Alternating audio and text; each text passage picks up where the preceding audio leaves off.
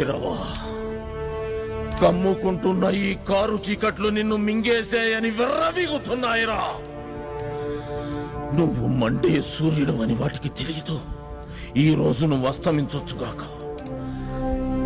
కానీ ఏదో ఒకరోజు ఓడిపోయిన నీ ప్రేమను గెలిపించుకోవటానికి ఈ చీకటి కడుపును చీల్చుకుంటూ మళ్ళీ పుడతావురా, మళ్ళీ పుడతావురా భైరవా. అడిగో భైరవా.